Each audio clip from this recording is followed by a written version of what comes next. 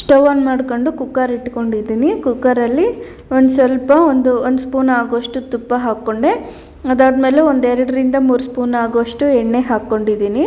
ಇವೆರಡು ಬಿಸಿ ಆಗಬೇಕು. ಹೈ ಫ್ಲೇಮಲ್ಲಿ ಇಟ್ಕೊಂಡು ಬಿಸಿ ಮಾಡ್ಕೊಳ್ಳೋಣ. ಅದು ಬಿಸಿ ಆಗಿದ ತಕ್ಷಣ ಹೋಲ್ ಸ್ಪೈಸಸ್ಸು ಚಕ್ಕೆ, ಲವಂಗ, ಪಲಾವ್ ಎಲೆ, ಏಲಕ್ಕಿ ಮತ್ತು ಕಸ್ತೂರಿ ಮೇಥಿ ಇಷ್ಟು ಹಾಕ್ಕೊಳ್ಳೋಣ. ನಮ್ಮ ಹತ್ರ ಇನ್ನೂ ಬೇರೆ ಎಲ್ಲ ಸ್ಪೈಸಸ್ ಇದ್ದರೂ ಹಾಕ್ಕೋಬೋದು. ನಾನು ಇಷ್ಟೇ ಹಾಕ್ಕೊಂಡಿದ್ದೀನಿ. ಮತ್ತು ಇದೆಲ್ಲ ಒಂದು ಅರ್ಧ ಸೆಕೆಂಡ್ ಆಗೋಷ್ಟು ಹಾಗೆ ಬಿಟ್ಟು ಮತ್ತು ಒಂದು ಈರುಳ್ಳಿನ ಉದ್ದುದಕ್ಕೆ ಕಟ್ ಮಾಡಿ ಇಟ್ಕೊಂಡಿದ್ದೆ, ಅದನ್ನೇ ಸೇರಿಸ್ಕೊಳ್ತಿದ್ದೀನಿ. ಈರುಳ್ಳಿ ಮತ್ತು ಕರಿಬೇವು ಸೊಪ್ಪು 2 ಹಾಕ್ಕೊಳ್ತಿದ್ದೀನಿ. ನಾವು ಇಲ್ಲಿ ಈರುಳ್ಳಿ ಚೆನ್ನಾಗಿ ಬೇಯಬೇಕು, ಅದು ಅಂದರೆ ಫ್ರೈ ಆಗಬೇಕು. ಚೆನ್ನಾಗಿ ಮೀಡಿಯಮ್ ಫ್ಲೇಮಲ್ಲಿ ಇಟ್ಕೊಂಡು ಫ್ರೈ ಮಾಡ್ಕೊಳ್ಳೋಣ. ಈ ಥರ ಫ್ರೈ ಮಾಡ್ಕೊಳ್ಳೋದ್ರಿಂದ ನಮಗೆ ಬಿರಿಯಾನಿ ಟೇಸ್ಟು ಚೆನ್ನಾಗಿರುತ್ತೆ ಅಂತ. ಈರುಳ್ಳಿ ಚೆನ್ನಾಗಿ ಫ್ರೈ ಆಗಬೇಕು ಮೀಡಿಯಮ್ ಫ್ಲೇಮಲ್ಲಿ, ಅಲ್ಲಿವರೆಗೂ ಹಾಗೆ ಬಿಟ್ಟಿದ್ದೀನಿ. ಅದಾದಮೇಲೆ 1 ಸ್ಪೂನ್ ಆಗೋಷ್ಟು ಶುಂಠಿ ಬೆಳ್ಳುಳ್ಳಿ ಪೇಸ್ಟ್ ಹಾಕ್ತಿದ್ದೀನಿ.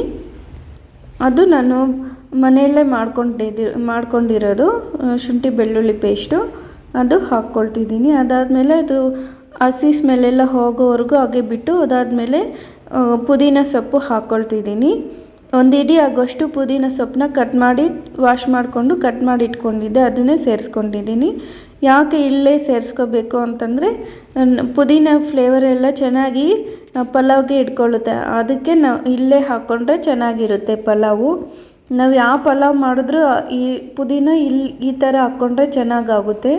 ಅದಾದಮೇಲೆ ಒಂದು ಟೊಮೊಟೊನ ವಾಶ್ ಮಾಡಿ ಉದ್ದುದಕ್ಕೆ ಕಟ್ ಮಾಡಿ ಇಟ್ಕೊಂಡಿದ್ದೆ, ಅದನ್ನು ಸೇರಿಸ್ಕೊಂಡೆ.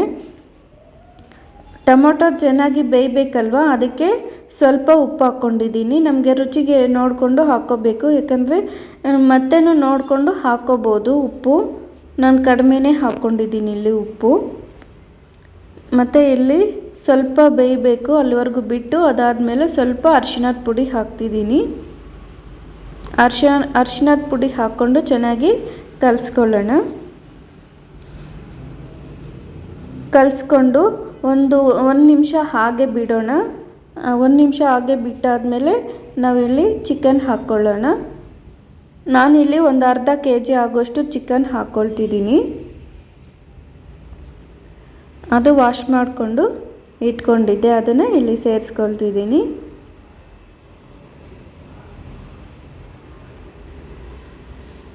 ಚೆನ್ನಾಗಿ ಇಲ್ಲಿ ಕಲಿಸ್ಕೋಬೇಕು.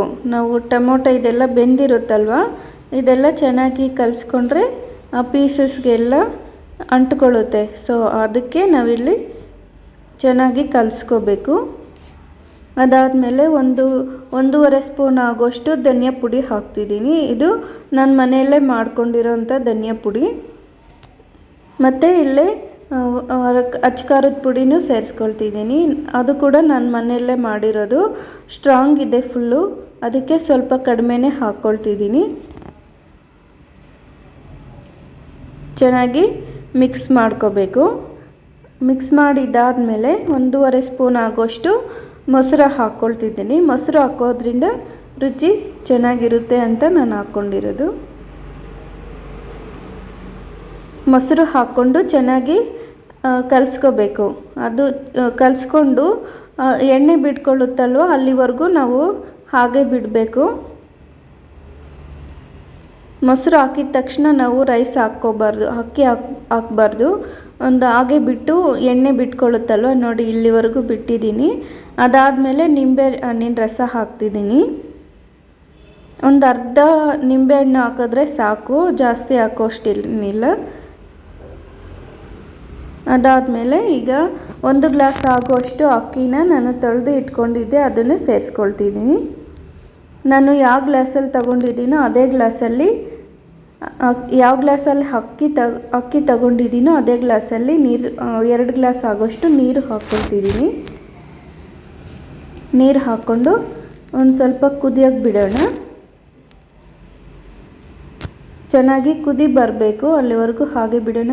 ಇಲ್ಲಿ ನಮಗೆ ಉಪ್ಪು ಖಾರ ಟೇಸ್ಟ್ ನೋಡಿಕೊಂಡು ಇಲ್ಲಿ ನಾವು ಅಡ್ಜಸ್ಟ್ ಮಾಡ್ಕೋಬೋದು. ನಮಗೆ ಉಪ್ಪು ಕಡಿಮೆ ಆಗಿತ್ತು ಅನಿಸ್ತು, ಅದಕ್ಕೆ ನಾನು ಇನ್ನು ಸ್ವಲ್ಪ ಉಪ್ಪು ಹಾಕ್ಕೊಂಡು ಚೆನ್ನಾಗಿ ಕಲಿಸ್ಕೊಂಡೆ. ಅದಾದಮೇಲೆ 1 ಇಡಿ ಆಗೋಷ್ಟು ಕೊತ್ತಂಬರಿ ಸೊಪ್ಪನ್ನ ವಾಶ್ ಮಾಡಿಕೊಂಡು ತೊಳ್ಕೊಂಡು ಇಟ್ಕೊಂಡಿದ್ದೆ, ಕೊತ್ತಂಬರಿ ಸೊಪ್ಪನ್ನ ಇಲ್ಲಿ ಸೇರಿಸ್ಕೊಳ್ತಿದ್ದೀನಿ. ನೋಡು ಕುದಿ ಬರ್ತಿದೆಯಲ್ವ, ಇವಾಗ ಲಿಡ್ ಕ್ಲೋಸ್ ಮಾಡಿಕೊಂಡ್ರೆ ಚೆನ್ನಾಗಿ ಆಗುತ್ತೆ ರೈಸು. ಅದಕ್ಕೆ ಒಂದು ಮಿಕ್ಸ್ ಮಾಡಿಕೊಂಡು ಇಲ್ಲಿ ನಾನು ಲಿಡ್ ಕ್ಲೋಸ್ ಮಾಡ್ಕೊಳ್ತಿದ್ದೀನಿ. ಒಂದು 2 ವಿಸಲ್ ಬಂದರೆ ಸಾಕು. 2 ವಿಸಲ್ ಬಂದಾದಮೇಲೆ ನ್ಯಾಚುರಲ್ಲಾಗಿ ಗ್ಯಾಸ್ ಹೋಗಿದೆ. ಅದಾದಮೇಲೆ ನೋಡಿ ಹೀಗೆ ಈ ಥರ ಆಗಿದೆ, ಚೆನ್ನಾಗಾಗಿದೆ ರೈಸು. ಟೇಸ್ಟ್ ಅಂತೂ ತುಂಬಾ ಚೆನ್ನಾಗಿತ್ತು. ನೀವು ಇದೇ ಥರ ಟ್ರೈ ಮಾಡಿ ನೋಡಿ ಫ್ರೆಂಡ್ಸ್ ಹೇಗಿರುತ್ತೆ ಅಂತ.